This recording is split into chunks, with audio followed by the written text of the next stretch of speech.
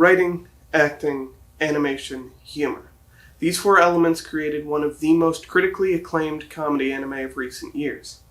But when the world wanted it the most, it disappeared. Every season seems to have a show or two that fans will wonder if it's finally the one we've been waiting for.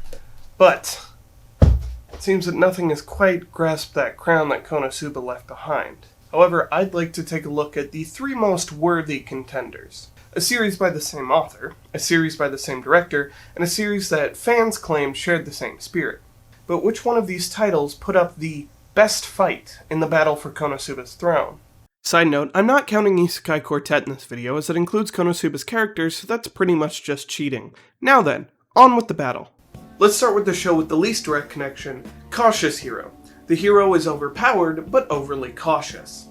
The basic premise is that a goddess, Restarte, is slated to summon a hero to save a fantasy world. While looking through her options, she finds a seemingly perfect candidate in Seiya Ryuguin. His stats are insanely high, and he levels up super fast. But, as the title tells you twice, he's pathologically overcautious and must prepare too much for any encounter. Now you're probably getting that feeling that you do with any overly long anime title of, how can they keep that joke going for a full season and have it still be funny?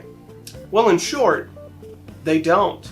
The joke quickly goes from being, haha funny, he's too paranoid, to just being the excuse for why he's just as overpowered as any other isekai protagonist. And that's not to mention that he is absolutely despicable. They always try to force in some excuse for his shitty behavior after the fact of, well, he meant good secretly, but it never works as his actions are so cruel that it can't undo the anger you feel towards him. If you want more information on how this kind of character is supposed to work, you can check out my other video on Konosuba. But the main comparison everybody brought up from the start was not about Seiya, but Restarte. For the whole first half of the show, she feels like they tried to force all of Konosuba into one character and then dropped her in an otherwise average isekai show. Sharing a voice actress with Yunyun, she clearly knows what to do and is the only one who is constantly killing it the whole time. Unfortunately for her, when you're the only funny character with all the weird animation and lines, it comes off as annoying really fast. I feel bad for Restarte, because I acknowledge that she would be an absolutely hilarious character if it weren't for everything around her being so bland. But then they decide to try and make almost everyone funny like Restarte, but at that point it's way too late because you already hate all of them for being completely useless and irrelevant. And then they also just try to force some ecchi shit in out of nowhere, but it's really, really uncomfortable and you feel more like you're just watching real-time sexual harassment.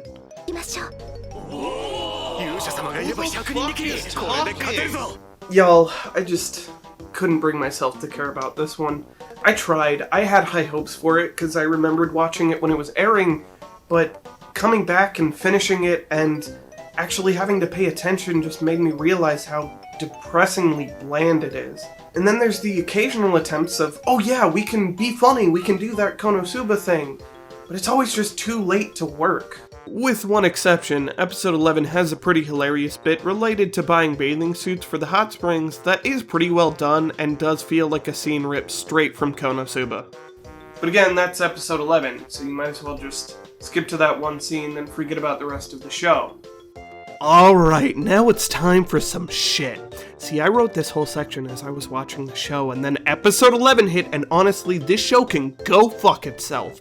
We watched Seiya be such an unbelievable piece of shit, and you do not get to just wave that away with a, oh, he actually cared about you guys the whole time. Fuck you. Fuck Rista being the reincarnation of his past love interest. Fuck her having been pregnant. Fuck this show.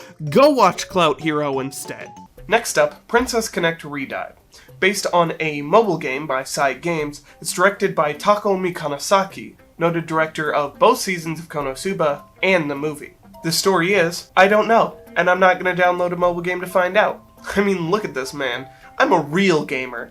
I'm not about to download some mobile gacha game. Right off the bat, it's blatantly obvious that the visual gags are going to be right on par with Konosuba's and provide several solid laughs, and to back it up, the style is the beautifully stupid and soft aesthetic that clearly sets Konosuba apart, as its unique appearance only became more and more intense as the series went on, before reaching its head in the bizarre and frantic animation of the movie.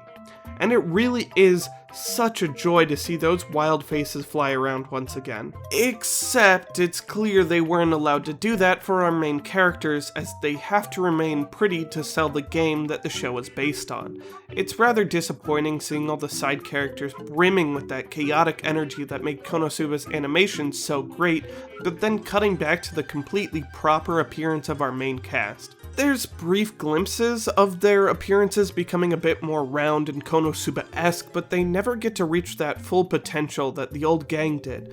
Instead, they're forced at the cap of your typical comedic cute anime girl faces. The only exceptions are Carol sometimes, and the main character that nobody cares about, but even then it's rare. Otherwise, every episode is just, here's the cute group from the game for this episode, and if you don't care about that, then there's barely anything here. Even the comedic side characters are just the same two voice actors putting in all the work to no avail because they only get about a fifth or less of the screen time. What Princess Connect makes you realize is that Konosuba's animation really was only part of a whole. The writing is nowhere near Konosuba's, and the cast, while fine in doing a fine job, clearly aren't there to put in the absurd work to make it funny. The bit of Yuki being an absolute dumbass is fine at first, but the charm fades really fast, and it only really has its moments here and there. Though watching him get his ass kicked so much is pretty great, and I gotta give episode 8 credit for being just absolutely adorable. If you're like me and you see characters like Kana and just think, I want to be a parent so bad, then this episode will make you feel so warm inside. I definitely laughed the hardest at this episode, and it's not because it was necessarily the funniest, it was just such a feel-good time that I was ready to laugh from the start.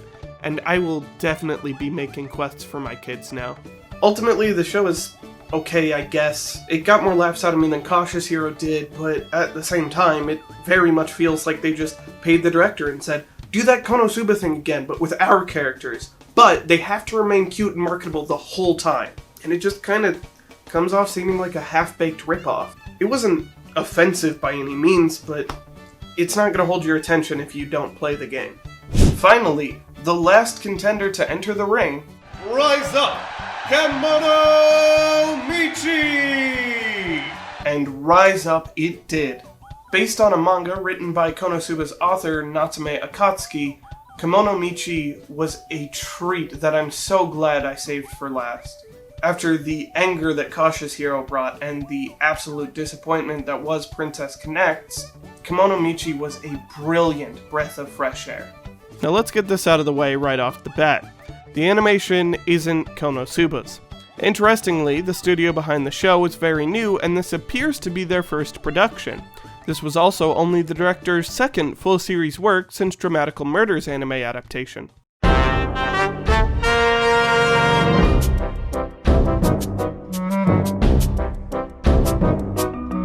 The animation is absolutely fine, don't get me wrong, but after Princess Connects and the brief moments in Cautious Hero, it just feels a little bland. Though there are some moments of great slick motion that do bring the laughs, and it also helps that since the show is based on a manga rather than a light novel, there are a lot of visual gags and cutaways that work wonderfully. Unsurprisingly, most of the comedy comes from the characters and the writing. Just like his original work, you get a stellar cast of 4, each with their own eccentricities that act as their main personality point. However, unlike Cautious Hero, it never feels tired or played out because they're each played around each other absolutely perfectly. But to better explain this, we need to cover the basic premise. Genzo Shibata is a pro wrestler known as Kimono Mask. One day, during a title match, he's summoned to a fantasy world and asked to slay the demon beasts and demon king. However, being the animal-obsessed weirdo that he is, he gets pissed off at the idea of harming the beasts, suplexes the princess, and runs away. Over the next couple episodes, he meets Shigure, a greedy and selfish wolf girl, Hanako, the gluttonous dragon girl, and Carmilla, the perverted dumb-as-rocks alcoholic loser vampire. and begins work on opening the world's first pet shop.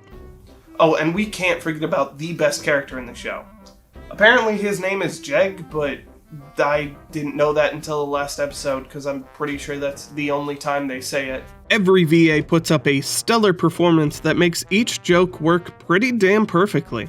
You can really feel the questionable reasoning behind all of Genzo's animal-based comments, and it's never clear if he just really likes the animals, or he, really likes the animals.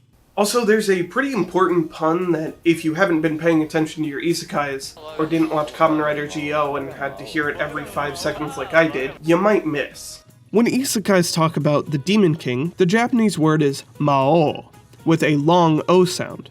The rival wrestler to our main character is the Macadamian Ogre, or Mao, with a short O sound. And it all comes to a head with a fantasy recreation of a pro wrestling event that was a perfect mix of wrestling, storytelling, battles, and Natsume's comedy. And the title match is a wonderful showcase of each of the show's strengths.